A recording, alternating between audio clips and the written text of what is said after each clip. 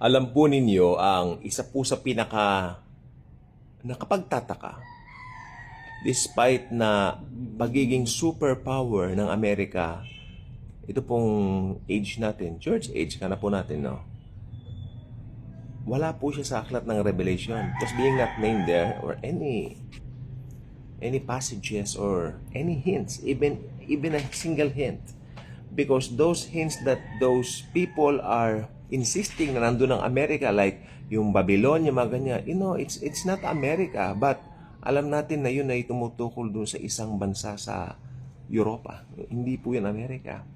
So tingnan po natin why it is not named in Revelation and what lies ahead. Okay? Pero meron tayong important note. The United States is never named explicitly in the book of Revelation or any biblical prophecy. What follows are widely accepted reasons. Ayan, widely accepted reasons. Inaral po ang mga ito. Why? Plus that Scripture says about its future, rooted in God's unchanging truth, not guesswork. Okay? O, number 1 na po tayo. Kasi, number 1, prophecy centers on Israel, not on superpowers. You know that America is a superpower right now, right? Pero ang propesiya nakasentro sa bayang pinili ng Diyos at hindi nagbabago ang Diyos, no? Ito ay ang Israel. God's end-time focus is His covenant people, Israel, and the fulfillment of His redemptive plan, not on which nation is strongest at any moment. Ibig sabihin sa panahon ngayon, Revelation revolves around Jerusalem, tama po naman, the temple, and the faith of Jacob's trouble, not far of nations that do not take center stage in that story. I totally agree. Basahin natin ang Jeremiah chapter 30 verse 7 sa salin ng NIV. How awful that day will be. No other will be like it. It will be a time of trouble for Jacob. It in tribulation. For he will be saved out of it. Alam ninyo, ang tribulation, kung titignan po natin mabuti, ayon sa antas na rin po ng tinatawag na pag-ibig ng Diyos sa Israel. Dahil ito po ay talaga po namang mangyayari para po sa Israel. Inuulit-ulit ko, the tribulation is for Israel. Basahin natin ang aklat ng Romans 11:29. God's gifts and His call are irrevocable. Kaya pag sinabi ng bansang pinili ang Israel, hindi po marirevoke yan. Hindi mababawi. Kaya yung replacement theology, it's not true. Ano po?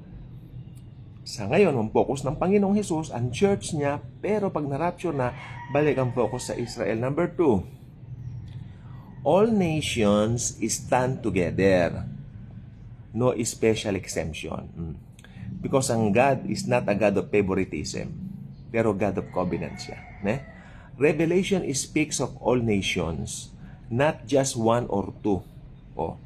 Revelation speaks of all nations, not just one or two. America is included in the nations with capital S. It's a plural that face testing, judgment, or blessing, just not singled out by name.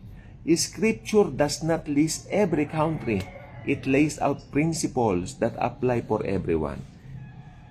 Revelation 15:4. Who will not fear you, Lord, and bring you glory to your name? For you alone are holy.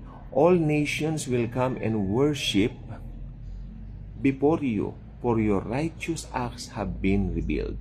Matthew 25:32. All the nations will be gathered before Him. Ito yung sinasabi ko. And He will separate the people one from another as a shepherd separates the sheep from the goats. Number 3, America, yung binasa ko palang verse ay nasa Matthew 25:32. Okay? Okay, number 3 na po tayo. America may be part of larger global systems. Many believe the U.S. will merge into or align with the revived Roman system, global governance, or the Beast Coalition. I believe in that, described in Revelation. So it is not named separately. What matters is not one nation's identity, but whose authority it ultimately bows to. Revelation 17:12-13. The 10 horns you saw are 10 kings who have not yet received a kingdom, but who for 1 hour will receive authority as kings along with the beast. They have one purpose and will give their power and authority to the beast. Daniel 7:23. The fourth beast is a fourth kingdom that will appear on earth, different from all the kingdoms. Makinig po mabuti. It will devour the whole earth, trample it down, and crush it. Okay? Will are different from all the kingdoms. And I believe that yan po talaga yung sistema ng Antikristo. 4. Silence may mean influence. Fades before the end. Silence may mean influence. Fades before the end. Ma-impluensya ngayon, pero bago dumating yung tribulation, nawala na yung influensya niya. Maaring ganun daw ang nangyari sa Amerika. Kaya tingnan natin. Some teachers note that if America remains a lone superpower until the very end, we might expect it to be named. Its absence could indicate that before the final tribulation, its global standing, strength, or unity will decline. So it no longer shapes the climax of end-time events. So, during that time, bago dumating ang tribulation, hindi na makapangyarihan ng Amerika. Parang isa yan sa mga tsuri. Psalm 75:7, It is God who judges. He brings one down, He exalts another. I'm very agree. Isaiah 2:11-12. The eyes of the arrogant will be humbled and human pride brought low. The Lord alone will be exalted in that day.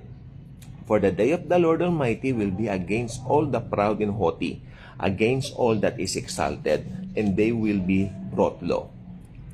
Very true. Okay, last point po natin. Last point, number 5. America's future depends on its response to God. No specific fate is written for America by name, but general Bible promises apply. If it turns from God, it will face shaking. If it blesses Israel and upholds truth, it will be blessed. The final outcome rests not on prophecy alone, but on repentance and faith. Pero ako, I believe po, yung final outcome rests not on prophecy alone, but on faith in Jesus Christ alone. Okay? Genesis 12:3, I will bless those who bless you, and whoever curses you, I will curse, and all peoples on earth will be blessed through you. Ito po, ang konteksto po nito si Abraham. Si Abraham lang pong kinakausap dito.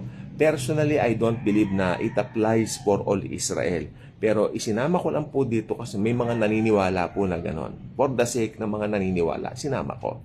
Pero personally ako, my blessing comes to Christ lang po. No? Pero for the sake of argument, dito naman open tayo. 2 Chronicles 7:14, If my people who are called by my name will humble themselves and pray, seek my face. Old Testament yan. And turn from their wicked ways, then I will hear from heaven, and I will forgive their sin and will heal their land. Ako, sasabihin ko po rito, ang sino man nakipag-isa na kay Kristo, bago nang nilalang.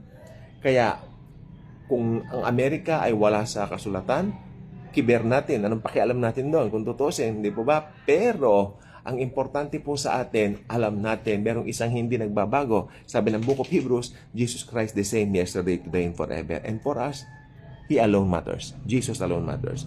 O closing thought, the fact that America is not named in Revelation is not a sign. It is an important. Okay? It is a reminder that no nation, however great, is the main character of history. Jesus Christ is. Okay?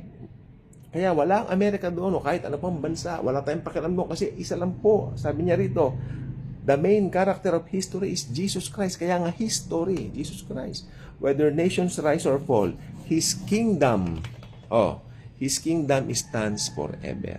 Kaya nga po, wala po tayong ibang itataas sa buhay natin kundi si Lord Jesus Christ lang po. At alam natin na pag tayo po ay nasa Kanya, tayo po ay secure sapagkat ang security natin ay hindi nanggagaling sa superpowers. Mali mo, kilikili power pa, mabaho. May anghit. O di tayo ay yung power na may anghit, patay tayo doon. Pero hindi, joke. Ang power na sa atin ay power ng Diyos, power ng Panginoong Jesus. Kaya tayo po ay pinagpala, super blessed. At kung hindi pa kayo ka-good vibes, maging ka-good vibes na by clicking the subscribe button. Importante yan sapagkat upon sharing this, you not just send this video but sharing Jesus. His love is grace towards mankind. God bless po.